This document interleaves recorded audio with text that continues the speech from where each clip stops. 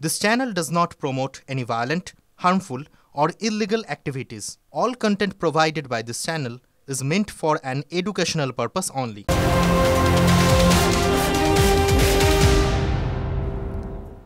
নমস্কার, দেখছেন টিভি9 বাংলা। আপনাদের সঙ্গে আমি অনির্বাণ। দুপুরের সুপার প্রাইম টাইমে ফুল অ্যান্ড ফাইনাল নিয়ে, আর আমার সঙ্গে রয়েছেন আমার সহকর্মী শুভজিৎ। আজ ফুল অ্যান্ড ফাইনালের শুরুতেই খবর চোখ রাখবো কসবা কাণ্ডের মিছিলের খবর নিয়ে। যে মিছিল করতে চেয়েছিল বিজেপির যুব মোর্চা এবং যে মিছিল করতে পারার অনুমতি নিয়ে ইতিমধ্যে একপ্রস্থ আদালতে দৌড়াদৌড়ি, ছুটোছুটি, নির্দেশ ইত্যাদি হয়ে গেছে, কিন্তু আবারও নতুন করে কসবা কাণ্ডে মিছিলের অনুমতি চেয়ে আদালতের দ্বারস্থ বিজেপি। কেন? বিস্তারিত জানবো আমাদের প্রতিনিধি শ্রাবন্তীর সঙ্গে কথা বলে। শ্রাবন্তী, দেখো, এই মিছিলের অনুমতি গতকালই দিয়েছিলেন বিচারপতি তীর্থঙ্কর ঘোষ, যদিও তারপরেও বেশ কিছু শর্ত আরোপ করে দেওয়া হয়। আজকে পুলিশ আলাদা করে নতুন করে মামলাটির উল্লেখ করেন বিচারপতির কাছে। মঞ্চ বাঁধা নিয়ে মূলত সমস্যা হচ্ছিল, সেখানে আজকে বিচারপতি ঠিক করে দিয়েছেন যে মিছিল হবে সেখানে মঞ্চ যদি বাঁধা হয় সেটা 20 ফুট এবং 10 ফুটের মঞ্চ বানাতে পারবে বিজেপি।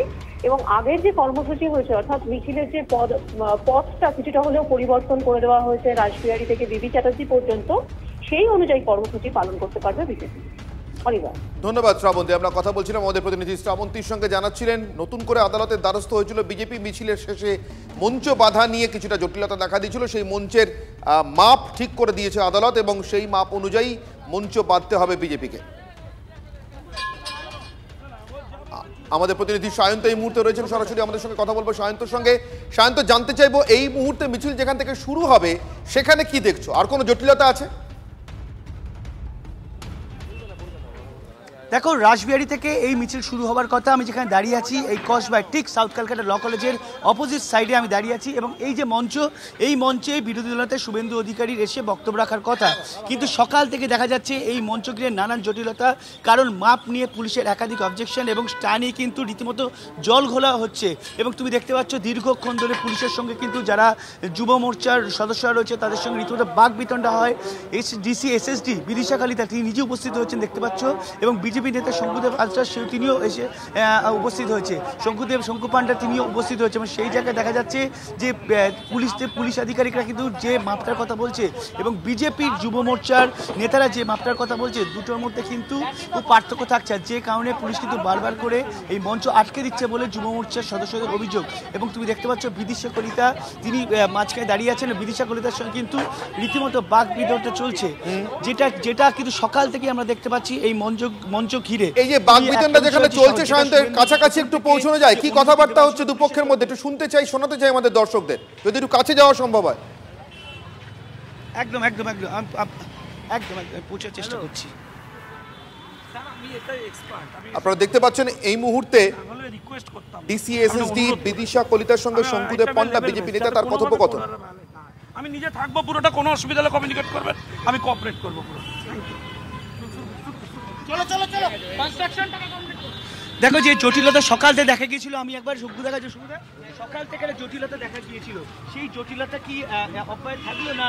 দেখুন, অ্যাকচুয়ালি এটা পুরো ম্যাটারটা কলকাতা হাইকোর্টের নির্দেশেই হচ্ছে।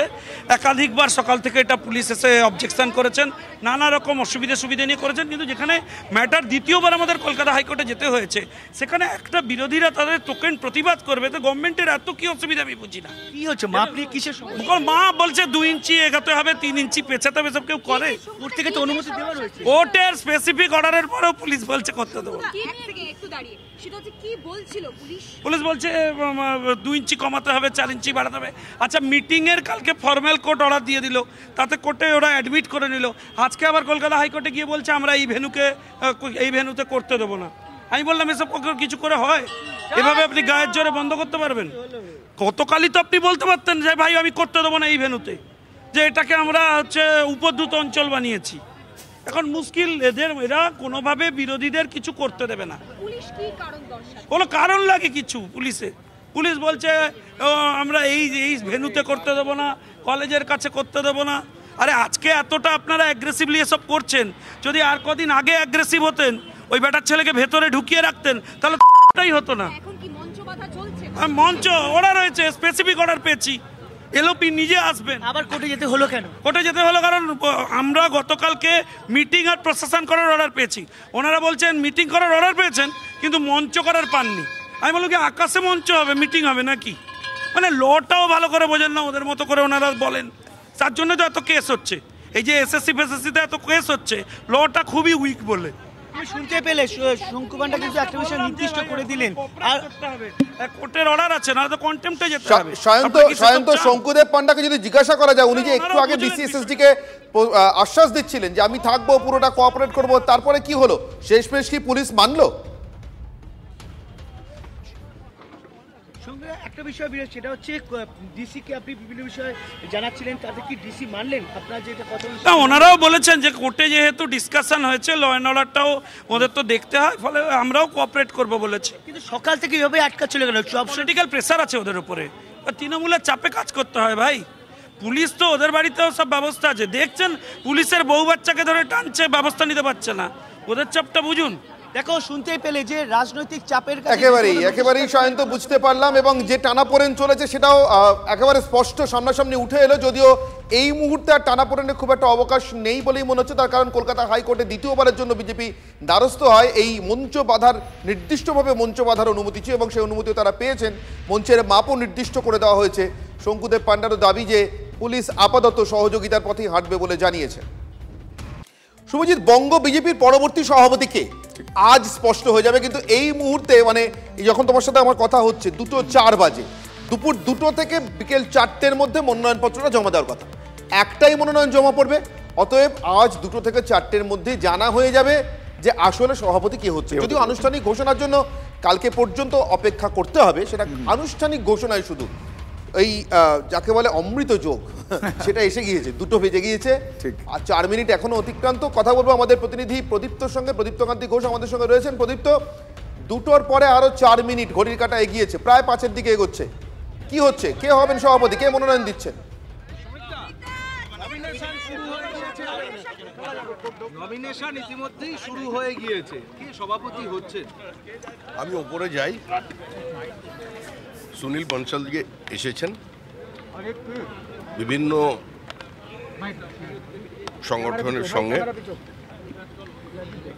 মানে সংগঠনের বিভিন্ন স্তরে আলোচনা করে তারা যাকে মনোনয়ন দিতে বলবেন, পেশ করতে বলবেন, সে মনোনয়ন। আপনি কেমন সভাপতি দেখতে চান 26-এর নির্বাচন সামনে? আপনি নিজে কেমন সভাপতি চান? সভাপতি তো একটা বহমানতা, কন্টিনিউইটি, এটা টিম গেম। সংঘবদ্ধভাবে পশ্চিমবঙ্গের বিজেপি লড়াই করবে। যারা নতুন দলে এসেছেন, এই নতুন পুরনো দ্বন্দ্ব আপনারা তৈরি করেছেন, এসব কিছু থাকবে না। পরাজয় নিশ্চিত জেনে, জমানত বাজেয়াপ্ত হবে জেনেও যারা ঘাম রক্ত ঝরিয়েছিলেন তারাও থাকবেন, কারণ তারা না থাকলে তো আজকে দলে জায়গায় আসতো না। আর যারা নতুন এসেছেন, যারা অত্যন্ত ভালোভাবে সক্রিয় হয়ে বিজেপি করছেন, তারাও থাকবেন, ঐক্যবদ্ধ হয়ে কাজ করবে। পুরনোদেরও বুঝতে হবে যে সংগঠনে বিভিন্ন জায়গা থেকে মানুষ নিতে হয়, কুমোরটুলি থেকে অর্ডার দিয়ে আনা যায় না। ফলে সব নতুন পুরনোর বিতর্ক কিছু থাকবে না। আর এই নির্বাচনটা তো মানুষের হাতে নেই, এই নির্বাচনে মানে আমাদের হাতে নেই, কোনো রাজনৈতিক দলের হাতে নেই। মানুষ স্থির করে নিয়েছে মানুষ পরিত্রাণ চাইবে, মানুষ মুক্তি চায়, মানুষ বাঁচতে চায়, মানুষ বাংলাকে বাঁচাতে চায়, আর তৃণমূলের বিসর্জন চায়। সভাপতির কাছে 26-এর লড়াইটা কতটা চ্যালেঞ্জিং মনে হয়?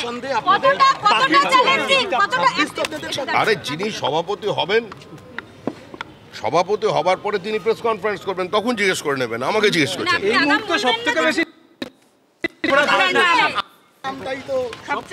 ঘোরাফেরা করছে আপনার নাম। সকালে তো চর্চাতেই থাকে, তারপর তো কিছু হয় না।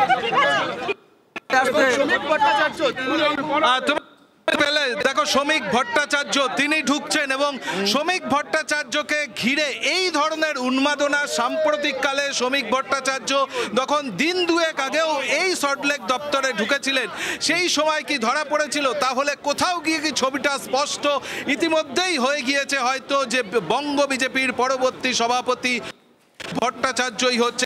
হয়তো কর্মী সমর্থকদের উচ্ছ্বাস উদ্দীপনার মধ্যে দিয়েই সেটা স্পষ্ট হচ্ছে। প্রদীপ্ত, তোমার কাছে একটা প্রশ্ন করব। তুমি দীর্ঘদিন ধরে বিজেপি কভার করছো, তোমার কাছে আমার প্রশ্ন, শ্রমিক ভট্টাচার্য পার্টি অফিসে ঢুকছেন, আর তার সঙ্গে দলে, সংসদীয় দলে, মানে দলের পরিষদীয় দলে বিধানসভায় শুভেন্দু অধিকারীর অত্যন্ত কাছের বলে, ঘনিষ্ঠ বলে যারা পরিচিত, তারা তার ডান পাশে বাঁ পাশে থাকছেন। শঙ্কর ঘোষ থেকে শুরু করে আমি শুভেন্দু অধিকারীর অত্যন্ত ঘনিষ্ঠ বিধায়কদের দেখতে পেলাম শ্রমিক ভট্টাচার্যের আশেপাশে, এটা কবে দেখেছো?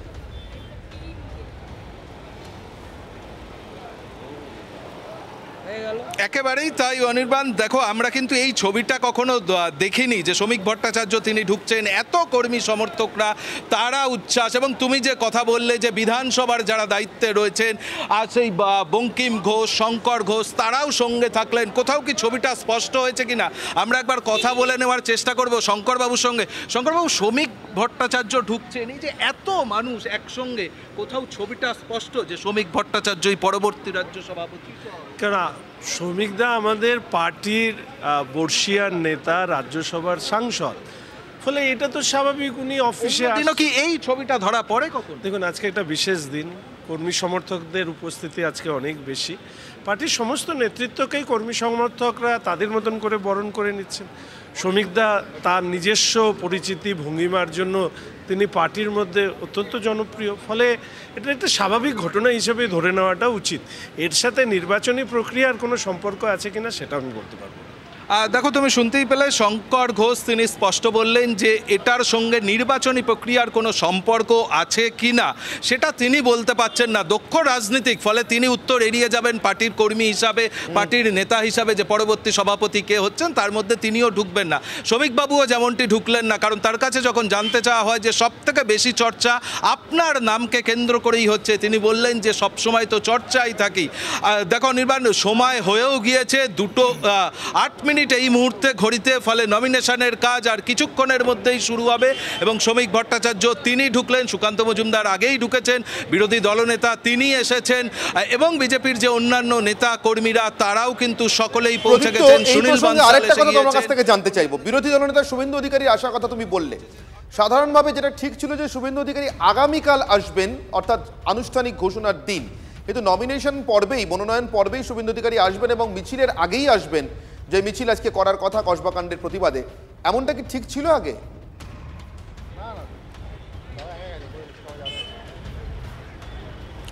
দেখো, শুভেন্দুবাবুর ক্ষেত্রে কিছু তার সূচিতে বদল হয়েছে এবং খুব স্বাভাবিকভাবেই হয়তো একটা ঐক্যের ছবি তুলে ধরার প্রয়োজন রয়েছে এই মুহূর্তে। এবং যে কথা শ্রমিক ভট্টাচার্য কিছুক্ষণ আগেই বললেন যে আপনারা যে নতুন পুরনোর দ্বন্দ্ব বলেন সেটা আর থাকবে না, অর্থাৎ দলের অভ্যন্তরে যখন বলা হয় যে বিজেপিতে কোথাও গিয়ে নতুন যে দল বা নতুনভাবে যে সংগঠন সেটা শুভেন্দু অধিকারীর নেতৃত্বে চলে, পুরনোরা অন্যান্য যে সমস্ত নেতারা রয়েছেন তাদের মধ্যে দিয়ে তাদেরকে সামনে রেখে এগোন। ফলে কিন্তু শ্রমিক ভট্টাচার্য এই কথা বলে দিলেন যে নতুন পুরনো কোথাও দ্বন্দ্ব থাকবে না। আর শুভেন্দু অধিকারী যতটা সূত্র আমাদেরকে জানাচ্ছে তাতে শ্রমিক ভট্টাচার্যের সভাপতি হিসাবে যাতে তিনি হতে পারেন সেক্ষেত্রে যে গুরুত্বপূর্ণ কয়েকটি নাম মতামত দিয়েছিল সেখানেও শুভেন্দু অধিকারী ছিলেন। তিনিও কিন্তু শ্রমিক ভট্টাচার্যই এই রাজ্যের সভাপতি হোক বিজেপির, তেমনটা তিনিও চেয়েছেন। ফলে শুভেন্দু অধিকারী সে কারণেই হয়তো তিনি উপস্থিত রয়েছেন। এবং কিছুক্ষণ পর প্রদীপ্ত আমার সঙ্গে থাকো, শুভেন্দু অধিকারীর এই সিলমোহরেরই কি নমুনা বলা যেতে পারে বা একটা প্রতীক বলা যেতে পারে? শুভেন্দু অধিকারীর এই সিলমোহরের প্রতীক হিসেবেই কি শ্রমিক ভট্টাচার্য, ডান দিকে বঙ্কিম ঘোষ, বাঁ দিকে শঙ্কর ঘোষ, অর্থাৎ দলে তুলনামূলকভাবে নতুন আশা যাদের কথা তিনি একটু আগে বলছিলেন তাদেরকে সঙ্গে নিয়ে আজকে পার্টি অফিসে ঢুকলেন, যারা বিধানসভার অভ্যন্তরে পরিষদীয় দলে শুভেন্দু অধিকারীর খুব ঘনিষ্ঠ বলে পরিচিত। বিদায়ী প্রেসিডেন্ট সুকান্ত মজুমদার, অর্থাৎ যিনি আনুষ্ঠানিকভাবে এর পরের বার সভাপতি হলেও তিনি এখন এই মুহূর্তে তিনি বিদায়ী প্রেসিডেন্ট, তার কারণ নতুন মনোনয়ন পর্ব শুরু হয়েছে। ফলে সেই সুকান্ত মজুমদার যিনি বিদায়ী সভাপতি, যিনি হাতে করে প্রথম এই নমিনেশন পেপার জমা দিতে নিয়ে যাবেন নতুন যিনি সভাপতি হন না কেন তাকে, সেই সুকান্ত মজুমদারের বক্তব্য অত্যন্ত গুরুত্বপূর্ণ। কি বলেছেন তিনি শুনবো। পার্টির যেরকম নির্দেশ থাকবে সেই অনুসারে সভাপতি হবে। ভারতীয় জনতা পার্টির কেন্দ্রীয় নেতৃত্ব সেই বিষয়ে সিদ্ধান্ত নেবেন। যেরকম সভাপতি প্রয়োজন সেরকম সভাপতি হবে, চিন্তা নেই। জেনারেলি আমরা সহমতের ভিত্তিতেই পার্টি চালাই, তো স্বাভাবিকভাবে একটি নামই হবে বলে আমার বিশ্বাস। পার্টি যাকে ঠিক করবে তিনি নমিনেশন করবে, অন্য কেউ সেখানে নমিনেশন করবে না। আমাদের পার্টি গণতান্ত্রিক পার্টি, সংবিধান অনুযায়ী প্রতি 3 বছর অন্তর সমস্ত নির্বাচন হয়, সেটা সারা দেশে চলছে, পশ্চিমবাংলাতেও চলছে। এরপর রাজ্য কেন্দ্রের সভাপতি হবে, পার্টির প্রসেস চলছে, সেটা আমরা অভ্যস্ত। কেন্দ্রীয় নেতারা এখানকার নেতাদের সঙ্গে কথাবার্তা বলে সর্বসম্মতিতে একজনকে আমরা নেতা নির্বাচন করি, তার নেতৃত্বে কাজ করি। অন্যদিকে খড়দা পুরসভায় তৃণমূল কাউন্সিলরের তোলাবাজির পর্দা ফাঁস হয়ে গিয়েছে। ওয়ারিশন সার্টিফিকেটের জন্য 50,000 টাকা চাইছেন 22 নম্বর ওয়ার্ডের কাউন্সিলর। সেই অডিও ফাঁস হতেই খড়দা তৃণমূলে কোন দল এই মুহূর্তে মাথাচাড়া দিয়েছে। তোলাবাজির অডিও ফাঁস হতেই বিস্ফোরক। কাউন্সিলর মধুরিতা গোস্বামী মুখার্জি, তার ওয়ার্ড থেকে 20 লক্ষ টাকা তোলাবাজি হয়েছে। পুরসভায় বোর্ড মিটিংয়ে জানিয়েও লাভ হয়নি, দাবি খড়দার 22 নম্বর ওয়ার্ডের তৃণমূল কাউন্সিলর। ওয়ার্ডিশন সার্টিফিকেট জন্য কারোর কাছে টাকা চাননি, তবে দলের তহবিলের জন্য এক প্রমোটারের থেকে 3 লক্ষ টাকা নিয়েছেন, দাবি তৃণমূল কাউন্সিলর মধুরিতা গোস্বামী মুখার্জি। হ্যালো, হ্যাঁ, 3টে চেক দিয়ে দিন। 3টে চেক। 3টে বলতে 2টো দিন আশিস চক্রবর্তীর নামে আর একটা রেবা মুখার্জি। না, ওদের নামে আমি দেবো কেন চেকটা? আরে আমার নামে তো চেক আমি জমা দিতে পারবো না একসঙ্গে, আপনি এটা বুঝুন না। 2টো দিন মানে আপনি কত টাকা চেক দিতে বলছেন? 5 আমাদের সঙ্গে কথা হয়েছে, আপনার সঙ্গে 5 কথা হয়েছে। আমার সঙ্গে হ্যাঁ, 5 কথা হয়েছে। বক্সিদার সঙ্গে টাকার কথা হয়নি, 5 কথা হয়েছে। আপনার সঙ্গে আমার কথা হয়েছে। না, আপনি রিকোয়েস্ট করেছেন, আমি তো 5 বলেছিলাম, আপনি রিকোয়েস্ট করেছেন। তারপর তো আপনার সঙ্গে কথা আমার হয়েছিল দাদা, আপনি তখন পুরো বাজে কথা বলছেন। না না, 5 আমি দেবো, 5 আমি দেবো। আপনার সঙ্গে তো আমার কথা হয়েছিল, পুরো কথা হয়েছিল। না, আপনি বলেছেন নয়, কিন্তু আমি 5 বলেছি প্রথম থেকে। লাস্টে আপনার সঙ্গে তো কথা হয়েছিল দাদা। আপনি বলেছিলেন যে দিতে, আপনিও রাজি হয়েছিলেন লাস্টে। হ্যাঁ, কিন্তু এই মুহূর্তে একসঙ্গে আমি ওই অত দিতে হবে। আমি 5 অব্দি দেবো এখন, তারপরে পরে দেখবো যে কতটা কি দেওয়া যায়। মধুরিতা তিনি কি বলছেন এবার আপনাদের শোনাবো, ব্যাক টু ব্যাক শোনাবো। খড়দা পুরসভার চেয়ারম্যান কি বলছেন। আপনার ওয়ার্ডে সৌমিক ঘোষ নামে একজন ছিলেন, সে এখান থেকে বাড়ি বিক্রি করে অন্যত্র চলে যাবেন। সেই ওয়ারিশন সার্টিফিকেট আপনার কাছে চেয়েছিলেন এবং আপনি 50,000 টাকা চেয়েছেন। সেই অডিওতে আপনার গলার শোনা যাচ্ছে, এরকম ভাইরাল হয়েছে। কি বলবেন? সব থেকে বড় কথা, ওয়ারিশন আমাকে যে যা লোকে বলে আমি এসে করে দিই। আর শুনুন, আমি কিন্তু গান গাই, হ্যাঁ, আমি এই গলা দিয়ে মিথ্যা কথা বলি না। আমি যদি কোনো অন্যায় করি, আমি সেটা আমার মার নামে চেকটা নেব। তাহলে আমাকে বললো তুমি তোমার বাড়ির লোকের জানে না, তাহলে আমার তো সেরকম কিছু নেই। শুনুন, আমার মার নামে কত টাকা চেক? শুনুন, মার নামে একটা 3 লাখ টাকার চেক দিয়েছিল। চেকটা যেই ইস্যু হলো, আপনার মায়ের নামে, আমার মায়ের নামে ও নিতে বললো, আমার সমীর ঘোষ নিতে বললো। এবারে আমার মায়ের নামে যেই নিলাম, ও টাকাটা যেই ক্লিয়ার হয়ে গেল, ও বললো দিদি টাকাটা আমায় তুলে দিয়ে দাও। অবভিয়াসলি নষ্ট হচ্ছে, দলের ভাবমূর্তি তো নষ্টই হচ্ছে। কেন এই জিনিস করা যায় নাকি? এই যেটা আপনারা বলছেন যে কাউন্সিলর একটা সার্টিফিকেট দেওয়ার জন্য টাকা চাইছে, প্রমোটিং করার জন্য টাকা চাইছেন, এগুলো করা যায় নাকি? দল সিদ্ধান্ত নেবে। আমরা কেউ দলের ঊর্ধ্বে নই, সুতরাং সেটা দল সিদ্ধান্ত নেবে দল কি করবে।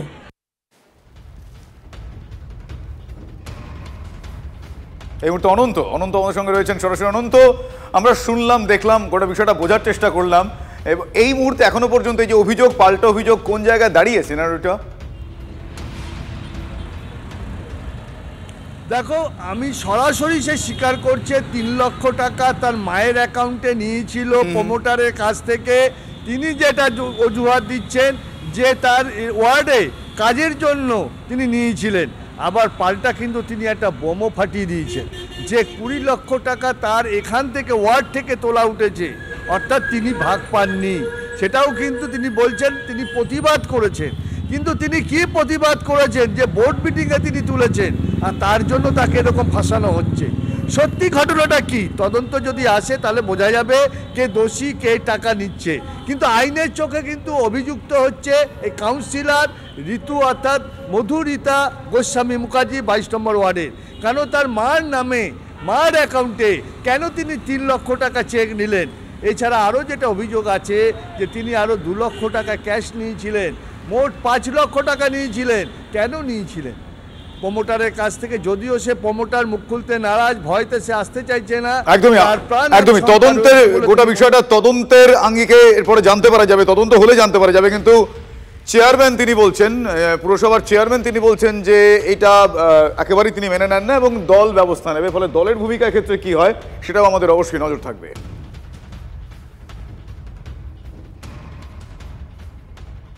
পুলিশ এবং নবান্নের উপর চাপ বাড়িয়ে হাইকোর্টে সুকান্ত মজুমদার পুলিশের বিরুদ্ধে অতি সক্রিয়তার অভিযোগ এনেছেন এবং সেই অভিযোগে মামলা করেছেন সুকান্ত। লালবাজারে সারা রাত আটকে রাখার অভিযোগে হাইকোর্টে মামলা দায়ের করেছেন। পুলিশ অফিসারদের বিরুদ্ধে বিভাগীয় তদন্তের আর্জিও জানিয়েছেন সুকান্ত। এই যে বারবার পুলিশের ওভার অ্যাকশন, আমার ফ্রি মুভমেন্টকে আটকানো, ফান্ডামেন্টাল যে রাইট একজন নাগরিক হিসেবে আমার, সেই ফান্ডামেন্টাল রাইটকে বারবার মানে সেটাকে নষ্ট করা হচ্ছে, সেটাকে ধ্বংস করা হচ্ছে, ফান্ডামেন্টাল রাইটকে থেকে আমাকে বঞ্চিত করা হচ্ছে। শুধু তাই নয়, ইললিগাল ডিটেনশন করা হচ্ছে। এর বিরুদ্ধে আজকে আমি মহামান্য আদালতে শরণাপন্ন হয়েছি। আমার বিশ্বাস আমি আইনের কাছ থেকে স্বস্তি পাবো। এই যে পুলিশের ইললিগাল ডিটেনশন, এই ডিটেনশন বন্ধ হওয়া উচিত, তাহলে তো গণতান্ত্রিক আন্দোলনই হবে না। এই পুলিশের নীতি অনুসারে বা মমতা বন্দ্যোপাধ্যায়ের নির্দেশে এই পুলিশ যে কাজ করছে সেই অনুসারে তো মমতা বন্দ্যোপাধ্যায় যখন অনশনে বসেছিলেন সিঙ্গুরে, প্রথম দিনই তাকে তুলে দেওয়া উচিত ছিল। নিজের বেলা আপনি একরকম আইন ভাববেন বা মনে করবেন, আর অন্যদের বেলা সেই আইন আপনি মানবেন না, এটা তো চলতে পারে না। বজবজে আক্রান্ত হয়েছিলেন সুকান্ত মজুমদার। স্বরাষ্ট্র মন্ত্রকের কাছে সেই ঘটনারও রিপোর্ট তলব করল লোকসভার সচিবালয়। ঠিক কি ঘটেছিল 19 জুন, 15 দিনের মধ্যে রিপোর্ট তলব করেছে লোকসভা। ঘটনা নিয়ে রাজ্যের কাছে রিপোর্ট চেয়েছে স্বরাষ্ট্রমন্ত্রক। যেহেতু লোকসভার সচিবালয় স্বরাষ্ট্রমন্ত্রকের কাছে রিপোর্ট চেয়েছে, ফলে স্বরাষ্ট্রমন্ত্রক পাল্টা রাজ্যের কাছ থেকে রিপোর্ট চেয়ে পাঠিয়েছে। 20 জুন সুকান্ত স্বাধিকার ভঙ্গের প্রস্তাব অভিযোগ আনেন এবং লোকসভার সচিবালয়কে চিঠি দেন। ডায়মন্ড হারবারে এসপি এবং এসডিপিওর বিরুদ্ধে সরব হয়েছিলেন সুকান্ত। সাংসদের উপর হামলার ঘটনায় স্বাভাবিকভাবেই নড়ে চড়ে বসে লোকসভা এবং লোকসভার সচিবালয়। পুলিশ বা জেলা যিনি পুলিশ অধিকর্তা এসপি, তার দায়িত্ব হচ্ছে সেখানে ল অ্যান্ড অর্ডার মেনটেন করা। সেই ল অ্যান্ড অর্ডার মেনটেন করার কোনো দায়িত্ব সেদিন এসপি দেখাননি। রাজ্যের ডিজিকেও এই ইয়েতে তলব করা হয়েছে, প্রিভিলেজে তলব করা হয়েছে। তারা আগামী দিনে প্রিভিলেজের উত্তর দেবে, না কোর্টে আসবে। আগামী দিনে বিগত দিনে আমি দেখেছি আমার একটা প্রিভিলেজ মোশনে ভয় পেয়ে রাজ্য পুলিশ কোর্টের শরণাপন্ন হয়েছিল। তন্ময় ঘোষ তৃণমূল কংগ্রেস মুখপাত্র এই মুহূর্তে আমাদের সঙ্গে রয়েছেন। তন্ময়বাবু, সাঁড়াশি চাপ বলা যেতে পারে বিদায়ী বিজেপি সভাপতির। একটা, তিনি লোকসভার সচিবালয়ে অভিযোগ করেছেন স্বাধিকার ভঙ্গের প্রস্তাব আনবার জন্য, অন্যদিকে তিনি হাইকোর্টে মামলা করলেন। কিভাবে দেখছেন আপনারা? এতে দেখার কিছু নেই। উনি যেটা বলছেন, এই যে লোকসভার স্পিকার সাহেব রিপোর্ট চেয়ে পাঠিয়েছেন, অত্যন্ত ভালো ব্যাপার, কিন্তু সেইটা শুধুমাত্র শাসক দলের সাংসদের জন্য কেন হয়? গণতন্ত্রে যে নিয়ম এবং আমাদের সংবিধানের যে নিয়ম, তো যে কোনো সাংসদের ওপর কোনো ঘটনা ঘটলে তাহলে তার দায়িত্ব তো স্পিকার সাহেবকে নিতে হবে। স্পিকার সাহেব তো সবার ক্ষেত্রে সেই রিপোর্ট চান না। যখন আমাদের সাংসদরা দিল্লিতে গিয়ে 100 দিনের কাজ নিয়ে আন্দোলন করছিল, তখন তাদেরকে পুলিশ চুলের মুঠি ধরে টেনে বের করে দিল, টেনে হিজড়ে। তার বেলায় তো স্বাধিকার ভঙ্গের নোটিশ এলো না। সেখানে দিল্লি পুলিশ ও কেন্দ্র সরকার আন্ডারে লোকসভার স্পিকার সাহেবও ছিলেন, সেক্ষেত্রে তো ঘটলো না। আর এই ক্ষেত্রে যেটা উনি বলছেন, বিষয়টা মানুষ যখন প্রতিবাদ করছে, তাকে তো কোথাও কোনো জায়গায় আঘাতপ্রাপ্ত হতে হয়েছে বলে আমরা আপনাদের সংবাদ মাধ্যমে দেখছি না। তা সত্ত্বেও তিনি করতে চাইছেন, কারণ এই আইন আদালত এই করে ওনারা মনে করেন যে এইভাবে বাংলার মানুষকে প্রভাবিত করা সম্ভব। এর আগের ইলেকশন গুলোতেও তাই করেছেন। এখন এইভাবে যদি বাংলার মানুষকে প্রভাবিত করা সম্ভব হবে, তাহলে ওনারা মূর্খের স্বর্গে বাস করছেন। বাংলার মানুষ জানেন সত্যিটা কি এবং তারা সেইভাবেই সিদ্ধান্ত নেবেন। ধন্যবাদ তন্ময়বাবু। 24-এর ভোটার লিস্টকেই মান্যতার দাবি তৃণমূলের। এভাবেই কটাক্ষ করেছে বিজেপি। ভুয়ো ভোটারের ভোটে জিততেই 24কে ভিত্তিশাল চায় তৃণমূল, অভিযোগ শ্রমিক ভট্টাচার্য। 24-এর ভোটার লিস্টে রয়েছে এবিটি জঙ্গি সাদরাডির নাম, সেই তালিকায় রয়েছে বাংলাদেশি ভোটার নিউটনের নাম। ভুয়ো ভোটারদের মান্যতা দিতেই কি 24কে ভিত্তিশাল চাইছে তৃণমূল? এ প্রশ্ন তুলেছে বিজেপি।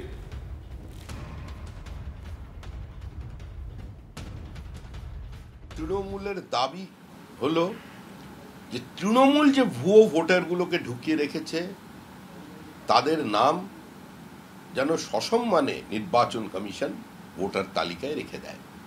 একটা পরিচ্ছন্ন ভোটার লিস্ট সামনে আসে এবং মানুষ ভোট দিতে পারেন, এটাই হচ্ছে পশ্চিমবঙ্গবাসীর দাবি, এটাই তাদের মনের কথা। আর আমরা সেই লক্ষ্যে কাজ করছি। আমরা বিশ্বাস করি নির্বাচন কমিশন মানুষের এই আকাঙ্ক্ষাটাকে পূর্ণ করতে পারবে। জাতীয় নির্বাচন কমিশন থেকে বেরিয়ে গতকাল কি বলেছিলেন কল্যাণ বন্দ্যোপাধ্যায়, শুনুন। তুমি যে রিভিশনের কথা বলছো, বিহারের ক্ষেত্রে 2003 বলছো, এই বলছো, আনো বলছো, এটা একটা কনফিউশন ক্রিয়েট করে যাচ্ছে। তা রিভিশন রোল যেটা হবে, যে আন্ডার দি স্ট্যাটুট যেটা আছে, সেটাতে বেস্ট লেভেল হওয়া উচিত 2024 যে যে ভোটার আছে সেসব ভোটার থাকবেই, ইরেসপেক্টিভ অফ এনি কন্ডিশন। কোনো কন্ডিশন কি হলো না হলো সেটা কথা নয়, সেটা ওরা একটা নোট ভালো নিয়েছে, বলেছে উই উইল থিঙ্ক অ্যাবাউট, যে আমরা চিন্তা ভাবনা করব। শুভজিৎ, ফুল অ্যান্ড ফাইনালে এবার চিপস চুরির সেই অপবাদের ঘটনা আমাদের সবার নিশ্চয়ই মনে আছে। সেই ফেরার হয়ে যাওয়া সিভিক ভলান্টিয়ার যাকে অনেক চেষ্টা চরিত্র করে পুলিশ খুঁজে নিয়ে এসেছিল, এবং তারপর কি হলো? সিভিক ভলান্টিয়ারের সাজা পাওয়া এখনো অনেক দূরের কথা, কিন্তু তার আগেই নতুন করে হুমকি পেতে শুরু করে দিয়েছে নাবালকের পরিবার। ঘটনা নয়া মোড়, গুরুতর মোড় আমি বলবো। পাঁশকুড়ায় নাবালকের পরিবারকে মামলা তুলতে চাপ দিচ্ছে এবং চাপ দিয়ে রীতিমতো হুমকি দেওয়া হচ্ছে। হুমকিগুলো কেমন জানেন? অভিযুক্ত সিভিকের বিরুদ্ধে মামলা তুলতে হবে বলে হোমগার্ড এসে হুমকি দিয়ে যাচ্ছে। মানে ওখানে তো হাফ পুলিশ ছিল, এখানে ফুল পুলিশ আসছে, হোমগার্ড। মামলা না তুললে কি করা হবে? নাবালকের মাকে দু রকমের হুমকি দেওয়া হচ্ছে। প্রথমটা খুনের হুমকি, আর দ্বিতীয়টা আরজিকর কাণ্ড মনে করিয়ে দেওয়া হচ্ছে। নাবালকের একটা বোন আছে বাড়িতে। ভাবুন কি ভয়ঙ্কর রাজ্যে আপনারা এই মুহূর্তে বাস করছেন, যেখানে 5 টাকার একটা চিপসের প্যাকেট সেটা চুরি করেনি এক নাবালক, তা সত্ত্বেও তাকে চলে যেতে হলো শুধুমাত্র সিভিক ভলান্টিয়ারের দেওয়া মিথ্যা অপবাদের জেরে, সেটা সহ্য করতে না পারে। এবং তারপর তার পরিবারকে হুমকি দেওয়া হচ্ছে, কেন অভিযোগ করেছো, অভিযোগ তুলে না, হলেও তোমার ওই নাবালক, ওই চলে যাওয়া নাবালকের যে বোনটি আছে, যে নিজেও নাবালক, তাকে ধর্ষণ করা হবে আরজিকরের কায়দায়। এই মুহূর্তে অ্যাসিস্ট্যান্ট এডিটর তন্ময় প্রামাণিক নিউজ রুম থেকে আমাদের সঙ্গে রয়েছেন। আমি তন্ময়ের সঙ্গে যোগাযোগ করব, কথা বলবো, কিন্তু তার আগে আমাদের স্থানীয় প্রতিনিধি কনিষ্ক আমার সঙ্গে রয়েছেন, কথা বলবো কনিষ্কর সঙ্গে। কনিষ্ক, ওই বাড়িতেই তুমি রয়েছো, ভয়ঙ্কর হুমকি।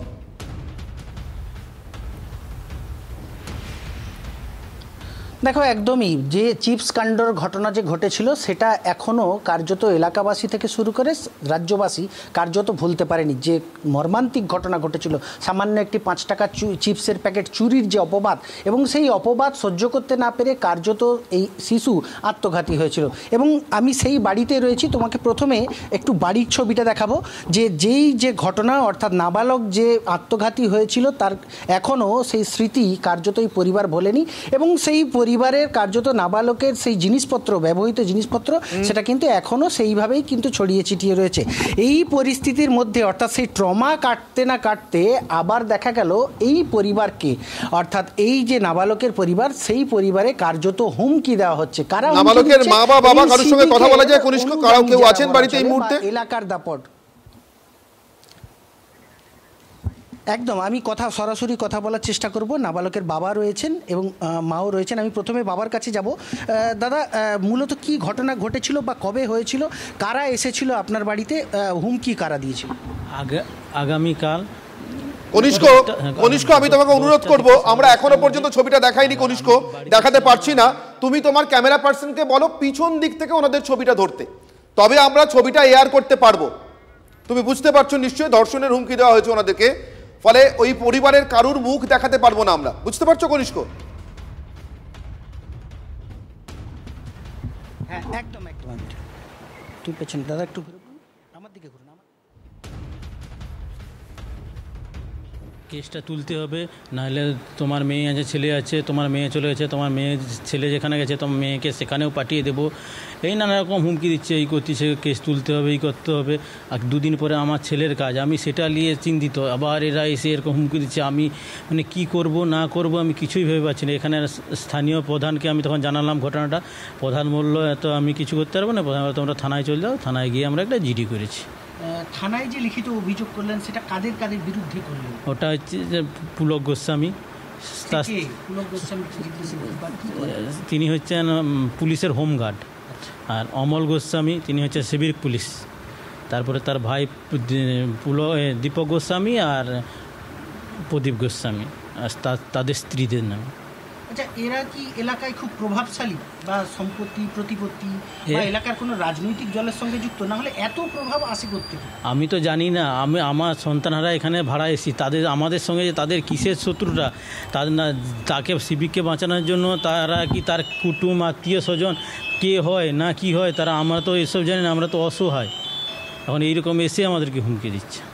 এই যে অভিযোগ মানে হুমকি দিয়ে গেল বাড়ি বয়ে এসে, আপনার এখনো চিপস কাণ্ডে আপনার যে নাবালক তার যে অপঘাতে মৃত্যু হয়েছে, তারপরে এই যে সময়টা এই প্যাথেটিক পরিস্থিতির মধ্যে দিয়ে বাড়ি বয়ে হুমকি দিল, পুলিশ কি বলছে? পুলিশের কাছে তো আপনি লিখিত অভিযোগ করলেন। পুলিশ বলছে তোমরা বাড়ি যাও, আমরা ইনকোয়ারি করব। পুলিশ বলছে তোমরা বাড়ি যাও, আমরা এনকোয়ারি করব। সম্ভবত পুলিশ আরও একটা আরজিকর অথবা আরও একটা কসবার অপেক্ষা করছে, এবং ঘটে যাওয়ার পর পুলিশ, তৃণমূল, ছোট বড় মেজো সব ধরনের নেতাদের আপনারা বলতে শুনবেন, কি বাবা এরকম ঘটনা জানতাম না তো, পুলিশ তো জানার সঙ্গে সঙ্গে ব্যবস্থা নিয়েছে। আমাদের কাছে এলে আমরা অনেক আগেই ব্যবস্থা নিতাম, কিন্তু কেউ সেদিন আর বলবে না যে কবে থেকে এই পরিবারের উপর অত্যাচার শুরু হয়েছিল। আমাদের সঙ্গে রয়েছেন অ্যাসিস্ট্যান্ট এডিটর তন্ময় প্রামাণিক, নিউজরুম থেকে সরাসরি। তন্ময়, পশ্চিমবঙ্গে তার মানে থ্রেট কালচারটা শুধু আর মেডিকেল কলেজের ভিতর নয়, মেডিকেল কলেজের ভিতরে ঘটে যাওয়া ঘটনাকে সামনে রেখে রেফারেন্স টেনে এক সদ্য সন্তান হারা মাকেও আর্জিকর করে দেবো বলা যায়, মানে এটা হচ্ছে এখন লাভস। একেবারে এটা একটা মাইলস্টোন তৈরি হয়ে গেছে। তুমি দেখো ঠিক 3 দিন আগে একেবারে যে জায়গায় আমরা খবর করেছিলাম সেটা হচ্ছে উত্তরবঙ্গের কোচবিহার, সেখানেও একজন এরকম তৃণমূল নেতা আর একজন মহিলাকে মারতে মারতে বলেছিল আর্জিকর করে দেবো। এখানেই শেষ না, তুমি এই যে চিপস কাণ্ডে যেটা দেখছো, যে একটা চিপস চুরি করার অপবাদে বাচ্চাটি আত্মহত্যা করলো, সেখানে ক্রমাগত হুমকি, তারপর সেই সিভিক সংবাদ মাধ্যম এবং অন্যান্য জায়গায় যখন সমস্ত বিষয় প্রকাশ্যে চলে এলো তখন পুলিশ তাকে অ্যারেস্ট করলো, তারপরে খুঁজে পাওয়া যাচ্ছিল না। তুমি বীরভূমে দেখো, অনুব্রত মণ্ডল পুলিশকে কি না বলতে বাকি রেখেছেন, খুন করবেন বলেছেন, তাকে মারতে মারতে নিয়ে আসবেন বলেছেন, তারপর তো আরও হেনস্থার কথা রয়েছে যেগুলো তার অ্যারেস্ট হয়ে যাওয়ার কথা, এখনও বহাল তবিয়ত রয়েছেন। এমনকি ন্যাশনাল উইমেন কমিশন তাদেরও চিঠির বা তাদের সঙ্গে দেখা করার কোনো প্রয়োজনই মনে করছেন না এখানকার পুলিশ কর্তারা। 3 নম্বর তুমি দেখো কালীগঞ্জ, সবগুলো রিলেটেড, কিন্তু এই শুধুমাত্র চিপস কাণ্ডে একটি বাচ্চার মৃত্যু, সে সুইসাইড করলো, তারপরে একজন সিভিককে ধরে নিয়ে গেল, তাকে বাঁচাতে হোমগার্ড, সিভিক, তার বন্ধুরা এসে বাড়িতে হুমকি দিচ্ছে, একজনকে বলছে খুন করে দেবো, মানে সেই চিপস কাণ্ডে যে বাচ্চাটি মারা গেছিলো তার মাকে বলছে খুন করবে, তার প্রতিবেশীদের বলছে বাড়িতে মেয়ে আছে আর্জিকর করে দেবো। এটা নয়, তুমি দেখো কালীগঞ্জে মেলাও, সেখানেও বারবার সেই গ্রামের মানুষ, সেখানকার রাজনৈতিক নেতারা, তারা অবজারভার ভোটের, তারা পুলিশ, বিডিও সকলকে জানিয়েছিল গ্রামে কত বোম আছে। পুলিশ গতকাল গিয়ে বোম উদ্ধার করেছে 40 খানা। পুলিশ জানতো না, গ্রামবাসীরা জানে, রাজনৈতিক নেতাকর্মীরা জানে, তামান্না যে মারা গেছে তার মা জানে। তাহলে পুলিশের ভূমিকাটা তুমি দেখো, এবার কতদিনে একে গ্রেপ্তার করবে নাকি আদৌ গ্রেপ্তার করবে না, তদন্তের নামে পুলিশ বসে থাকে। তন্ময় আমাদের সঙ্গে থাকো, তন্ময় আমাদের সঙ্গে থাকো। এই মুহূর্তে ওই চিপস কাণ্ডে আত্মহত্যা করা নাবালকের মা আমাদের সঙ্গে রয়েছে। নিশ্চিতভাবে খুব খুব ভয়ঙ্কর সময়ের মধ্যে দিয়ে যাচ্ছেন, এক সন্তানকে হারিয়েছেন, আরেক সন্তানকে আর্জিকর করে দেওয়ার হুমকি পাচ্ছেন। আমি কনিষ্ক তোমার কাছ থেকে তোমার মাধ্যমেই জানতে চাইবো, ওনার যদি কোনো আবেদন থাকে, ওনার যদি কিছু বলার থাকে আমাদের। সন্তানের আজকে কয়েকদিন হয়েছে, নিজেরা এখনো সঠিক উঠতে পারছি না, কি করে উঠতে পারছি না। ওরা বাড়িতে এসে ধমকানি দিচ্ছে, ওর বাবা তো এই গরিব ঘরে জানো তো খেটে খেতে হয়, হ্যাঁ চলে গেছে মেয়েকে নিয়ে, আমি আছি, এসে ওরা খুব ঘরে ঝগড়াঝাটি করছে, হ্যাঁ খুব বলতেছে, বলছি কেন তোমাদের আমরা তো কিছুই করিনি, কেসটা তুলে নাও তোমরা। আমরা বলছি আমরা কেস তুলতে পারছি না, আমার একটা সন্তান হারিয়ে গিয়েছে, যেহেতু ছোট্ট একটা চিপসের জন্য সন্তান হারিয়ে গিয়েছে। হ্যাঁ সন্তান যদি চুরি করতো, তা চুরি তো করেনি আমার সন্তান, ব্যাস এই করে ঝগড়া বলছে তুমিও আছো, তোমার মেয়ে তো আছে, একটা সন্তান চলে গেছে, এটা কি আর্জিকরের ঘটনা হলে সুবিধা হবে তো? এটাই জন্য আমরা ভয়ে আতঙ্কে আছি, এর জন্য আমরা থানার দ্বারস্থ হয়েছি। কেন দেখছেন সব ভাঙা, ভাড়া ঘরে থাকি, মেয়েকে নিয়ে থাকি, ওর বাবা কাজে যায়, আমি যে ভাঙা ঘরে মেয়েটাকে নিয়ে থাকি, একজন তো হারিয়ে দিয়েছি, আরেকজনকে কেমন করে থাকবো, কি করব জানি না। সবার কাছে এটাই অনুরোধ, কি করে থাকবো মেয়েটাকে নিয়ে, ওকে কি করে আমরা ঠিক করে মানুষ করতে পারবো না? কেন না এরা যে ধমকানি দিচ্ছে, মেয়েকে না স্কুল পাঠাতে পারছি না, কিছু ভয়, নিজেদের ভয় লাগছে, একজন হারিয়ে গেছে, হারানো মা বাপের কী কষ্ট, যে একজন চলে গেছে মানে আরেকজনকে আঁকড়িয়ে বাঁচা আমাদের। তার জন্য থানাতে আমরা গিয়েছিলাম, দরখাস্ত দিয়ে এসেছি, এখনও কিছু হচ্ছে না, কালকে দরখাস্ত দিয়ে এসেছি। একটা বিষয় আপনার কাছ থেকে একটু টু দ্য পয়েন্ট জানতে চাইবো, যে এই যে কথাটা আরজিকর করে দেবো বা আপনাকে প্রাণনাশের যে হুমকি, এই কথাটা গতকাল যে যারা এসেছিলেন আপনার বাড়ি বয়ে শাসানি দিয়ে গেছেন, তাদের মধ্যে থেকে কে বললো, যে এক্স্যাক্ট কে বলেছে কথাটা? পুলক বলেছে ওরা, হ্যাঁ পুলক গোস্বামী। ও কি করে জানা আছে কিছু? ওই তো এর কাজ করে, হোমগার্ডের কাজ করে। কোথায় কাজ করে হোমগার্ডের? বলতে পারবো না কোথায় করে। আপনার এখান থেকে কতটা দূরে বাড়ি? আমাদের বাড়ি একটু দূরে। ওরা কি এলাকায় কোনো দাপট মানে এলাকায় এদের কি প্রভাব থাকে? তা বলতে পারবো না। হঠাৎ করে সিভিক শুভঙ্করের সঙ্গে তো এই গোস্বামী পরিবার কোনোভাবে রিলেটেড নয়, তাহলে তারা কেন আজকে আমাদের বাড়িতে এসছে? মানে নিশ্চয় রিলেটিভ না। যদি ওদের যদি না হৃদয় সম্পদ আজকে তাহলে আমাদের বাড়িতে এলো কেন এতদিন পরে? সন্তানের গত রবিবার কাজ জাগটাগ করবো, এটার জন্য আমরা অসহায়, আমরা তবু আমাদের সন্তানের যেটুকু আমরা করতে পারবো সেটার জন্য করছে। আজকে এতদিন পরে কেন এসে সন্তানকে সঠিক করে দাহ করতে দিল নি তো? আজকে শেষকৃত্যটা কাজ করব, তার জন্য আজকে এসে ওরা যদি না তার রিলেটিভ কিছু হয়, আমি এটাই ভাবছি তারা আসলো কেন? এসে আজকে হঠাৎ তার 2-3 দিন পরে কাজ এসে আজকে আমাদের এত হুমকি দিয়ে যাচ্ছে কেন তা জানি না। মানে কোথাও কি এলাকার মানুষজন আপনাদের প্রতি যদি সহানুভূতি না জোগাতে পারে, সেই বিষয়টা কি ব্যাঘাত ঘটানোর জন্য এই ধরনের ঘটনা? এটার জন্যই করেছে তো, যেন আমাদের প্রথমে এসেছিল তারা যে যার সব কেসে গিয়েছে, কেউ আসেনি বাড়িতে, ভয়ে কেউ আসেনি। আজকে যেও আমরা 2-4 জনকে ডাকবো ভেবেছিলাম যে তার কারো কাছে যে দ্বারস্থ হবো, কেন এত বড় কাজ তো আমাদের করা সম্ভব নয়, সবাইকে ডাকতে হবে। হ্যাঁ, এটার জন্য হয়তো ওরা আমাদের ফ্যামিলিতে আরও যেন না আসে, শেষকৃত্য কাজটাও যেন না করতে পারি, এটাই এদের প্রভাব ঘটাচ্ছে। নাহলে আর কি জানবো আজকে, নাহলে এসে এত ধমকানি কেমন দেখাবে? এর জন্য আমরা পুলিশের দ্বারস্থ হয়েছি।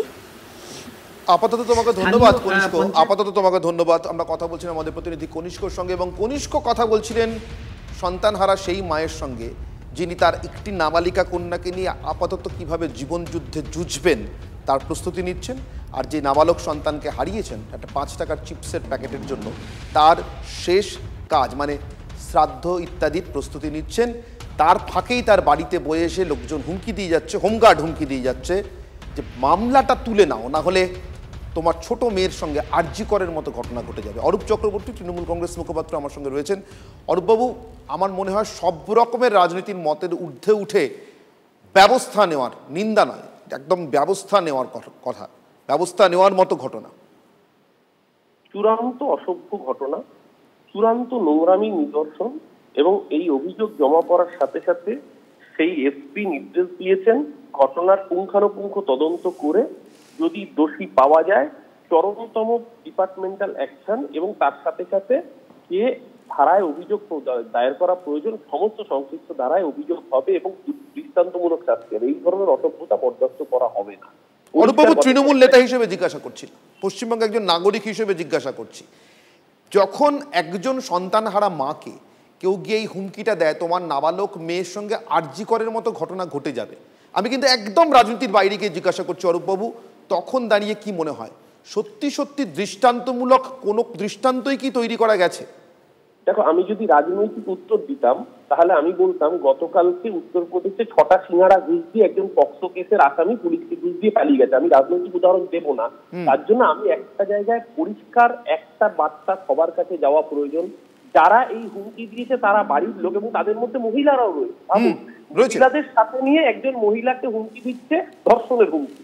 এই যে সামাজিক ব্যাধি, সামাজিক ব্যাধিটাকে যদি সমূলে উৎপাদিত করতে হয় না, এমন কঠোর আইনের প্রয়োজন যাতে এই অপরাধীরা ভয় পাবে। এই জন্যই অপরাধিতা বিলটা আইনে পরিণত হওয়া অনেক বেশি করে প্রয়োজন।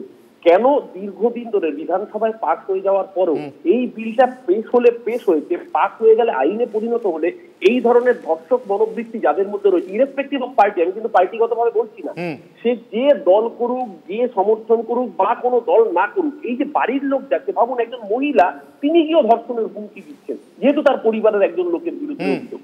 এই সামাজিক ব্যাধিটাকে যতক্ষণ না আইনে মানুষ ভয় পাবে ততক্ষণ আপনি কন্ট্রোল করতে পারবেন না। এই কারণেই অপরাজিতা বিলকে আইনে পরিণত হওয়া অনেক বেশি করে প্রয়োজন। আমাদের দুর্ভাগ্য, দেশের শাসক দল রাজনীতি করছেন এবং এই জন্য আইনটাকে আজকে বিলটা আইনে পরিণত হচ্ছে। ধন্যবাদ অরূপবাবু আমাদের সঙ্গে কথা বলার জন্য, আপনার প্রতিক্রিয়ার জন্য। আমরা কথা বলেছিলাম রাজ্য বিজেপির বিদায়ী সভাপতি সুকান্ত মজুমদার এবং বিজেপি বিধায়ক অগ্নিমিত্রা পলের সঙ্গে। তৃণমূলের আমলে এটাই সম্ভব যে একজন মারাও যাবে, তারপরে তার পরিবারের লোকেরা ধর্ষণের হুমকি পাবে। এটা তৃণমূলের কালচার। সব জায়গাতেই তো এরকম হুমকি আমরা দেখতে পাচ্ছি। আমরা তো কসবার ঘটনাতেও শুনছি যে হুমকি দেওয়া হচ্ছে তার পরিবারকে, এই মেয়েটির পরিবারকে, এটা বলানোর জন্য যে তারা পুলিশের, কলকাতা পুলিশের তদন্তে অত্যন্ত খুশি। এই থ্রেট কালচার, এই যে ভয় দেখানো, এই যে অসভ্যতাম, এই সংস্কৃতি মমতা ব্যানার্জি আমাদের দিয়েছেন।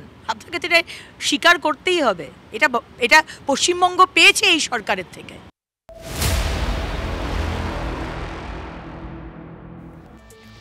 অন্যদিকে আরো একটা প্রশ্ন, বেবি কোলে তিনি যা করেছেন তার জন্য তার বিরুদ্ধে কি পদক্ষেপ হবে? দল একটা পদক্ষেপ করেছে, আইনি পদক্ষেপ। প্রকাশ্য রাস্তায় তিনি প্রবীণ নেতা, বাম নেতা, প্রতিবাদী নেতা, এলাকার সবাই প্রায় তাকে চেনেন, তাকে পিটিয়েছেন এবং সে ছবি অনেকে দেখেছেন, সে ছবি তুলেছেন। কিন্তু এখনো পর্যন্ত এই ঘটনার পর শাসক দলের ওই নেত্রী যার নাম বেবি কোলে, তাকে গ্রেফতার করা হয়নি কেন, করা যায়নি কেন? ঘটনার 2 দিন পার হয়ে গেছে, এখনো কেন পুলিশ কোনো রকম ব্যবস্থা নেয়নি যে ব্যবস্থা দেখতে পাওয়া যায়? ঘটনায় দলের শোকতের মুখে তিনি পড়েছেন আমরা জানি, এখনো পর্যন্ত তিনি যদিও সেই চিঠির উত্তর দেননি, গ্রেফতার হননি এখনো পর্যন্ত তিনি। তৃণমূলের নির্দেশ এবং সেই নির্দেশে এফআইআর দায়ের হলেও এখনো পর্যন্ত পুলিশ কোনো পদক্ষেপ করেনি। শৃঙ্খলা ভঙ্গের অভিযোগে বেবি কোলেকে গতকালই দল শোকজ করে, তাকে জিজ্ঞাসাবাদ করা হয়, কিন্তু তাকে কোনো রকম আইনি পদক্ষেপ এখনো করা হয়নি। আজ নিগৃহীত বাম নেতা অনিল দাসের বাড়িতে দিলীপ ঘোষ গিয়েছিলেন। আমার সহকর্মী দেবব্রত এই মুহূর্তে আমার সঙ্গে সরাসরি রয়েছে। দেবব্রত, এখনো পর্যন্ত এই ঘটনায় একটাই প্রশ্ন উঠছে যে দল ভাবমূর্তি নষ্ট হয়েছে, দল একটা ইনিশিয়াল শোকজ লেটার তাকে পাঠিয়েছে, কিন্তু পুলিশ এই ঘটনায় এখনো পর্যন্ত কি কি পদক্ষেপ করেছে? দেখো কি কি পদক্ষেপ করেছে, প্রথমে বলতে পারি যে আমাদের কাছে যেটুকু তথ্য আছে তাতে যেটুকু জানি যে 2 বার মাত্র তাকে ডেকে পাঠানো হয়েছিল, তারপরে কিন্তু তাকে ছেড়ে দেওয়া হয়েছে বলে জানি। কিন্তু প্রশ্ন উঠছে যে জায়গাটাতে সাধারণ মানুষ, খড়গপুরের মানুষ যে জায়গাটাতে প্রশ্ন করছেন যে 2 দিন পার এখনো অবধি গ্রেপ্তার হলো না কেন, এর পিছনে নির্দিষ্ট কি কারণ রয়েছে? শাসক দলের নেতৃত্বরা বা শাসক দল চাইছে যে অভিযুক্তের উপযুক্ত শাস্তি হোক, তারপরেও কিন্তু শাস্তি হচ্ছে না। তার মানে কোথাও একটা অদৃশ্য হাত তার মাথায় রয়েছে, যার ফলে পুলিশ প্রশাসনও কিন্তু পুলিশ তো ইনিশিয়ালি জিজ্ঞাসাবাদ করেছিল, দেবব্রত, পুলিশ তো জিজ্ঞাসাবাদ করেছিল, তাই তো? রয়েছে এটা আমরা পুলিশ সূত্রেই খবর পেয়েছি যে তাকে 2 বার ধরে থানায় ডাকা হয়েছে এবং তারপরে তার সাথে কথা হয়েছে, কিন্তু তারপর তাকে ছেড়ে দেওয়া হয়েছে। কিন্তু এখনো পর্যন্ত কি ব্যবস্থা নেওয়া হয়েছে সেই ব্যবস্থা কিন্তু মানে দেখার মতো, যে মানুষ দেখতে পাবে যে বেবি কোলের বিরুদ্ধে ব্যবস্থা নেওয়া হয়েছে, সেরকম কিন্তু এখনো কোনো চোখে পড়ছে না। একদমই তো চোখে পড়ছে না সেরকম যেটা ব্যবস্থা এখনো পর্যন্ত পুলিশ নিয়েছে। দেবব্রত, তুমি গিয়েছিলে বেবি কোলের বাড়িতে, আমি দর্শকদের দেখাবো, তার কোনো খোঁজ পাওয়া যায়নি। সেই সময়কার তোমার যে প্রতিবেদন আমি একবার দর্শকদের দেখাতে চাই। প্রতিবাদী বৃদ্ধকে প্রকাশ্য রাস্তায় মারধর, আর তারপরও ঘটনার 2 দিন পেরিয়ে গেছে, আজও যিনি অভিযুক্ত, যার বিরুদ্ধে মূল অভিযোগ, তিনি কিন্তু বেপাত্তা। যে ঘটনার সূত্রপাত হয়েছিল যেখান থেকে, যে একজনের বাড়ির পাঁচিল দেওয়াকে কেন্দ্র করে কিন্তু ঘটনার সূত্রপাত। ঠিক পাশেই রয়েছে একদিকে বেবি কোলের বাড়ি, অন্যদিকে যে ভদ্রলোক অভিযোগ করেছিলেন তার বাড়ি, মাঝখানে ছিল পাঁচিল। এই পাঁচিল ভেঙে দেওয়াকে কেন্দ্র করেই কিন্তু মূল অভিযোগটা উঠেছিল এবং সেই অভিযোগ যিনি অনিল দাস, যিনি মারধর হয়েছেন, তিনি কিন্তু অভিযোগ করেছিলেন যে পাঁচিল ভাঙা নিয়ে কেন্দ্র করেই তিনি প্রতিবাদ করেছিলেন, তার জন্যই তাকে নাকি মারধর করা হয়েছে। दिया है, ठीक है। उसके बाद में लैट्रिन का भी जाम कर दिया, अगर आप पेन में जाके देखेंगे तो पूरा जाम है। अभी मैं दूसरा पड़ोस के घर में मैं जाके कर रहा हूँ, कितना दिन में करूंगा? आज 10 दिन हो गया, 23 तारीख से लेके आज 10 दिन हो गया है। बच्चा सबको बाहर में ले कहाँ करेगा? यहाँ करेगा तो फिर वो जो पानी तो पास नहीं हो रहा ना लैट्रिन का। मैं यही चाहूंगा कि मेरे को इंसाफ चाहिए पुलिस प्रशासन से, और ममता दीदी से भी मैं यही चाहता हूँ कि मुझे इंसाफ चाहिए। तो वो ऐसा होना नहीं चाहिए, क्योंकि किसी का मदद कर रहा था, मतलब आज के दुनिया में अगर किसी का मदद करना बुरा है तो कोई मदद नहीं करेगा। বেবি কোলের বিরুদ্ধে ব্যবস্থা নেবে প্রশাসন, এই প্রশ্নটা খড়গপুরবাসীর, আর এই প্রশ্নটা আমাদেরও। খড়গপুর থেকে ক্যামেরায় সুজয় নায়কের সাথে দেবব্রত সরকার, TV9 বাংলা। আপনারা শুনলেন যার বাড়ির পাঁচিল ভাঙা নিয়ে প্রতিবাদ, তিনি বলছেন যে তিনি ইনসাফ চান, তিনি মমতা বন্দ্যোপাধ্যায়ের কাছে ইনসাফ চান বলে তিনি আবেদন করছেন আমার সহকর্মীর সামনে। আচ্ছা, এই মুহূর্তে আপনাদের শোনাবো আজকে দিলীপ ঘোষ অনিলবাবুর সাথে দেখা করতে গিয়েছেন, তিনি কি বলছেন এবং অনিল দাস কি বলছেন, পরপর শুন। যে অপরাধ করেছে সে থানায় গিয়ে চা খেয়ে এসছে বসে, এফআইআর করার আগেই গিয়ে টিএমসির নেতা প্রদীপ সরকার পৌঁছে যাচ্ছে, কি এফআইআর হবে সে লিখে দিচ্ছে।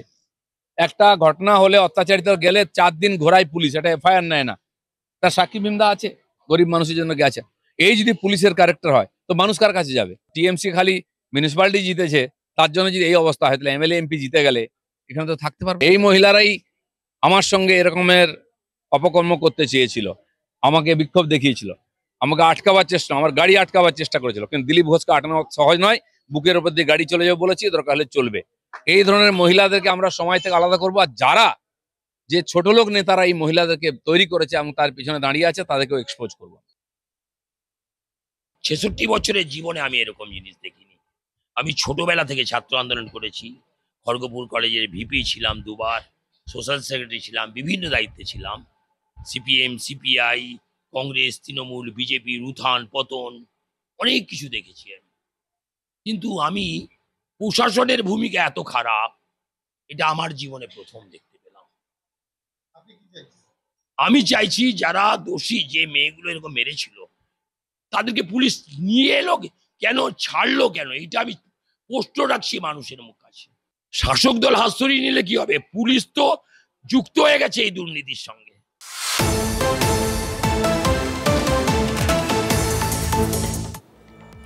কসবা গণধর্ষণ মামলায় কড়া অবস্থান রাজ্য সরকারের। এবার বিভাস চট্টোপাধ্যায়কে বিশেষ সরকারি আইনজীবী হিসেবে নিয়োগ করা হলো। কেন এই বিভাস চট্টোপাধ্যায়কে নিয়োগ? অতীত ঘাটলে দেখা যায় জয়নগর, ফরাক্কায় ধর্ষণ খুনের মামলাতেও তিনিই ছিলেন বিশেষ সরকারি আইনজীবী। 2টি মামলাতেই দোষীদের ফাঁসির নির্দেশ দিয়েছিল আদালত।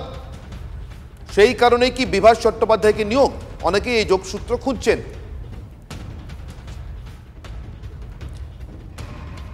সুজয় এই মুহূর্তে রয়েছেন আমাদের প্রতিনিধি আমাদের সঙ্গে। সুজয়, অর্থাৎ বিভাস চট্টোপাধ্যায়ের উপরে সরকারের ভরসা রাখার একটা বড় কারণ অতীতে তার সওয়াল করা মামলাগুলোতে যারা ধর্ষিতা হয়েছেন তার উপযুক্ত বিচার পেয়েছেন, এটাই কি? দেখো, সদ্য যে কয়েকটি ঘটনা ঘটেছে রাজ্যে নারী নির্যাতনের মতো ঘটনা, যেখানে ধর্ষণ করে খুনের মতো ঘটনা ঘটেছে, সেই ঘটনাগুলিতে বিশেষ সরকারি আইনজীবী কিন্তু বিভাস চট্টোপাধ্যায় ছিলেন। সেক্ষেত্রে এই বিভাস চট্টোপাধ্যায়কে এই কসবার মতো গুরুত্বপূর্ণ একটি মামলা, যেখানে পাশবিক অত্যাচার করা হয়েছে ওই ছাত্রটিকে, সেই ঘটনাতেও বিশেষ সরকারি আইনজীবী হিসেবে নিয়োগ করা হয়েছে বিভাস চট্টোপাধ্যায়। ফলে বহু মানুষই কিন্তু এটা মেলাতে শুরু করেছেন যে সেই ফারাক্কা, সেই জয়নগরে সেখানে নির্যাতিতারা বিচার পেয়েছিলেন, তার কারণ অভিযুক্তদের ফাঁসি হয়েছিল। আর এক্ষেত্রে অপর একটি নারী নির্যাতনের ঘটনা, যেখানে শিক্ষার্থী তাকে ধর্ষণের শিকার হতে হয়েছে, গণধর্ষিত হতে হয়েছে বলে অভিযোগ। সেই ঘটনাতে এই বিভাস চট্টোপাধ্যায়কে সরকারি আইনজীবী হিসেবে নিয়ে আসা যথেষ্ট গুরুত্বপূর্ণ। এবং ইতিমধ্যেই বিভাস চট্টোপাধ্যায়কে নিয়োগ করার সঙ্গে সঙ্গে কিন্তু তিনি মামলার যে সমস্ত নথিপত্র, সেই সমস্ত নিয়ে একেবারেই আমাদের তোমাকে ধন্যবাদ সুজয়। অন্যদিকে কসবা কাণ্ডের মধ্যে মানস ভূঁইয়ার ছোট ঘটনা মন্তব্যের তোলপাড়। কলকাতা মেডিকেল কলেজে পড়ুয়ারা বিক্ষোভ দেখাচ্ছেন এবং গতকাল মেডিকেল কলেজে আপনারা জানেন রাজ্য সরকারি কর্মচারী ফেডারেশন একটি অনুষ্ঠানে যোগ দিয়ে শেষমন্ত্রী সেখানে বলেছিলেন বাংলায় একটা ছোট ঘটনা ঘটলে গেল রব ওঠে। অর্থাৎ ছোট ঘটনা নিয়ে এর আগেও ইতিহাসে নেতিবাচক অর্থে কিংবদন্তি হয়ে যাওয়া এই লব্জ, যা আবারও শোনা গেল এবার শাসক দলের এক গুরুত্বপূর্ণ মন্ত্রীর কণ্ঠে। এই ছোট ঘটনা কেন বললেন তিনি? এই প্রতিবাদ তাদের বিক্ষোভ চলছে। সৌরভ দত্ত আমার সহকর্মী এই মুহূর্তে রয়েছেন সেখানে। সৌরভ, আমরা কিছুক্ষণ দেখালাম তাদের ছবি, তারা এই মুহূর্তে সেখানে বিক্ষোভ প্রদর্শন করছেন। কি বলছেন এক্স্যাক্টলি তারা, কি তাদের প্রতিবাদ?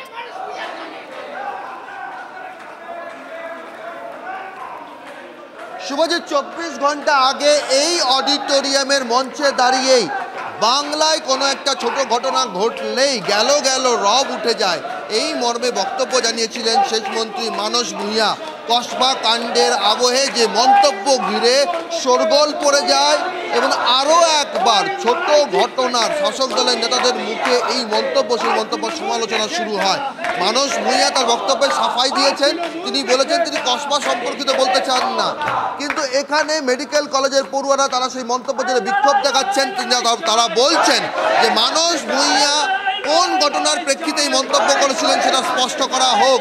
একই সঙ্গে তাদের বক্তব্য যে রাজ্য সরকারি কর্মচারী ফেডারেশন, প্রোগ্রেসিভ হেলথ অ্যাসোসিয়েশন তাদের যৌথ উদ্যোগে একের পর এক তৃণমূল নেতা মেডিকেল কলেজের ক্যাম্পাসে প্রবেশ করে কেন একটি রাজনৈতিক কর্মসূচি পালন করা হলো এবং সেই জন্য এই মুহূর্তে কলেজ কাউন্সিলের বৈঠক চলছে।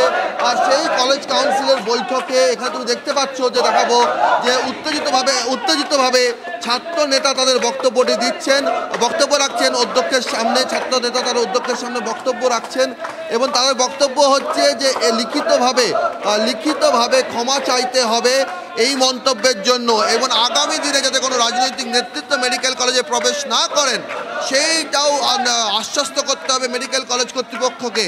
যদি তা না হয় তাহলে যে বিক্ষোভ তুমি এখন দেখছো, এই কলেজ কাউন্সিলের যে বৈঠক চলছে সেই বৈঠকের বাইরে যে বিক্ষোভ চলছে সেই বিক্ষোভ বহাল থাকবে। এখানে রয়েছে পড়ুয়ারা, তোমাদের কি দাবি, কেন এত আপত্তি কিসে তোমার? আমরা আজকে প্রিন্সিপালের কাছে মেনলি দুটো প্রশ্ন করতে গিয়েছিলাম। সেইখানে আমাদের প্রশ্ন হচ্ছে, কালকে আমাদের কলেজে যে ব্লাড ডোনেশন ক্যাম্পটা আয়োজন করা হয়েছিল সেটা প্রমুখভাবে ছিল সরকারি কর্মচারীদের ট্রেড ইউনিয়নের পক্ষ থেকে। সেই ব্লাড ডোনেশন ক্যাম্পটা যদি কলেজ কর্তৃপক্ষের পক্ষ থেকে করা হয় তাহলে সেইখানে মানস ভূঁইয়া, কুণাল ঘোষের মতন ব্যক্তিত্বরা যাদের বিরুদ্ধে অসংখ্য চুরি, দুর্নীতি এইসব অভিযোগ রয়েছে, তাদের সঙ্গে কি করে আমাদের প্রিন্সিপাল এবং এমএসভিপি স্যার এরা সেম স্টেজ শেয়ার করবেন। বেশ, এবং এবার শোনাবো প্রিন্সিপাল কি বলেছিলেন। প্রিন্সিপাল ইন্দ্রনীল সান্যাল, ক্যালকাটা মেডিকেল কলেজের, ইন্দ্রনীল বিশ্বাস ক্যালকাটা মেডিকেল কলেজের প্রিন্সিপাল, তিনি কি বলেছিলেন একবার শোনাবো আপনাদের। এবারে কোনো সংগঠন কাদেরকে নেমন্তন্ন করবে এটা তো আমাদের কর্তৃপক্ষে জানার কথা নয়। সুতরাং অনেকে এসেছিলেন যেটা আমরা জানতাম না। আর দ্বিতীয় কথা, যেটা কথা বলা হচ্ছে সেটা নিশ্চয়ই এই বক্তব্য যেটা বলা হয়েছে সামান্য ঘটনা, আমরা সেটা সমর্থন করি না। তবে পুরো ব্যাপারটা আমি একটা কলেজ কাউন্সিল ডেকেছি, সেই কলেজ কাউন্সিলে আলোচনা করা হবে এবং কলেজ কাউন্সিলের সিদ্ধান্ত আমরা পরে জানাব। পরিপ্রেক্ষিতে, যে কথার পরিপ্রেক্ষিতে এই বিতর্ক, মানস ভূঁইয়া ঠিক কি বলেছিলেন মঞ্চ থেকে সেটা এবার শোনাবো আপনাদের। একটা উগ্রপন্থী এখনো ধরা পড়েনি যারা পেহেলগাঁওতে মেরেছিল আমাদের 26 জনকে। আর বাংলার দিকে তাকান, ছোট্ট একটা ঘটনা ঘটলেই গেল গেল গেল রে, কি সর্বনাশ। হ্যাঁ, ঘটনা তো ঘটে, নিজের ফ্যামিলিতে ঘটে। হাজবেন্ড ওয়াইফকে মেরে দিচ্ছে বালিশ চাপা দিয়ে, ওয়াইফ প্রেমিকের সঙ্গে ঘুরতে গিয়ে বরকে ঠেলে দিচ্ছে পাহাড় থেকে। These are the crises of the society. কিন্তু আমার মুখ্যমন্ত্রী, আমাদের মুখ্যমন্ত্রী মাতৃ স্নেহে প্রত্যেকটি ঘটনাকে ট্যাকল করেন। তার নাম Mamata Banerjee. I appeal to my federation boys and girls, stand beside her. কে কি গালমন্দ করছে, কে কি সমালোচনা করছে দেখবেন না, ধীর গতিতে মমতা ব্যানার্জির ছবিটাকে নিয়ে এগিয়ে চলুন। আপনারা শুনলেন রাজ্যের গুরুত্বপূর্ণ মন্ত্রী তিনি কি বলেছিলেন, যার জেরে বিতর্ক। অন্যদিকে রাজপথে চাকরিহারাদের গর্জন সেটাও জারি রয়েছে। চাকরি ফেরতের দাবিতে এসএসসি ভবন অভিযান, চাকরিহারাদের করুণাময়ী থেকে এসএসসি ভবন পর্যন্ত তাদের মিছিল, সেই ছবি আপনাদের দেখাচ্ছি। নয়া পরীক্ষা বিধির প্রতিবাদ সহ একাধিক দাবি রয়েছে তাদের এবং একাধিক বিষয়ের অভিযোগ রয়েছে। প্ল্যাকার্ড হাতে স্লোগান তুলতে তুলতে তারা এগিয়ে পায়ে পায়ে এগিয়ে চলেন। দেখুন, আমরা হচ্ছে 2016 প্যানেলের এসএলএসটি প্যানেলের ভুক্তভোগী যারা যোগ্য শিক্ষক এবং বৈধ সময়সীমার মধ্যে নিয়োগপ্রাপ্ত শিক্ষক শিক্ষিকা, যাদের নাম কোনো রকম দুর্নীতির তালিকায় নেই, যাদের নাম 13 রকমের ভেরিফিকেশনের পরেও একদম স্বচ্ছ, সিবিআই এর কোনো তালিকায় আমাদের নাম নেই, বাক কমিটির তালিকায় নাম নেই, পুলিশ ভেরিফিকেশনে কোনো তথ্য নেই, তা সত্ত্বেও আমাদের চাকরিটা চলে গেছে। এবং যেখানে আজকে আমাদের স্কুলে যাওয়ার কথা, আমরা আজকে এই রাজপথে অসহায়ের মতন চিৎকার করছি। অন্যদিকে এ রাজ্যে কি না হয়, জাল ইডি অফিসারকে ধরতে এবার আসল ইডি রেড। ভাবুন একবার, পূর্ব বর্ধমানের রায়না থানার খেমতা গ্রামে, সেখানে শেখ জিন্না আলীর বিরুদ্ধে ইডি অফিসার সেজে 1.5 কোটি টাকা প্রতারণার অভিযোগ। সাত সকালে কেন্দ্রীয় বাহিনী নিয়ে গ্রামে হাজির ইডি আধিকারিকরা, মানে আসল ইডি আধিকারিকরা। অ্যান্টি ট্রাফিকিং কমিটির চেয়ারম্যান শেখ জিন্নার আলী অভিযোগ, তিনি ইডি অফিসার পরিচয় দিয়ে এক বালি ব্যবসায়ীর থেকে ইতিমধ্যেই 1.5 কোটি টাকা আদায় করে নিয়েছেন। আমার সহকর্মী মনোতোষের কাছে বেশ কিছু ডিটেল রয়েছে। মনোতোষ, সিচুয়েশনটা কি, মানে জাল ইডি অফিসার বনাম আসল ইডি অফিসার, এই মুহূর্তে সিনারিওটা কোন জায়গায় দাঁড়িয়ে? দেখো, এই জিন্নার আলী তিনি স্থানীয়ভাবে নিজেকে বলতেন তিনি ন্যাশনাল অ্যান্টি ট্রাফিকিং কমিটির নাকি চেয়ারম্যান। আচ্ছা। এর পাশাপাশি এক ব্যবসায়ীর কাছ থেকে তিনি 1.5 কোটি টাকার মতো প্রতারণা করেছেন এবং তিনি যেটা ব্যবসায়ীকে বলেছিলেন যে তিনি ইডি অফিসার, এবং ওই ব্যবসায়ীকে ভয়ও দেখানো হয়েছিল যে তাকে যে সিবিআই দপ্তর রয়েছে কলকাতা সিজিও কমপ্লেক্স, সেখানে নিয়ে যাওয়া হবে এবং তার কাছ থেকে প্রায় 1.5 কোটি টাকার মতো প্রতারণা করেছেন। এবং এই ঘটনা তদন্তে নেমেছে ইডি, এবং ইডি এই মুহূর্তে তার গ্রামের বাড়িতে তল্লাশি চালাচ্ছে এবং সকাল 6টা থেকে প্রায় 8 ঘন্টার অধিক হয়ে গেল তার বাড়িতে এই মুহূর্তে তল্লাশি চলছে। এবং ইডির তদন্তকারী দল যারা রয়েছে প্রায় 25 থেকে 26 জনের দল তারা এসছে এবং সেই থেকে তল্লাশি চালাচ্ছে তার বাড়িতে। যদি এই ঘটনাকে কেন্দ্র করে ইতিমধ্যে রাজনৈতিক চাপানো তো শুরু হয়েছে। যারা বিরোধী তারা অভিযোগ করছে যে জিন্নাত আলী যেভাবে প্রতারণা করতে, সেই প্রতারণার টাকা বিভিন্ন শাসক দলের যে ঘনিষ্ঠ যে সমস্ত প্রোগ্রাম হতো শাসক দলের নেতাদের তিনি এই টাকা সাপ্লাই করতেন, এমনটা বিরোধীরা অভিযোগ করছে। বেশ, তার মানে এই মুহূর্তে তার বাড়িতে তল্লাশি চলছে। 26 জন ইডি আধিকারিক তারা গিয়েছেন জাল ইডি সেজে, ইডির পরিচয় দিয়ে তিনি 1.5 কোটি টাকা হাতিয়েছেন বলে অভিযোগ। এখন এই মুহূর্তে তার বাড়িতে ইডি তল্লাশি চলছে।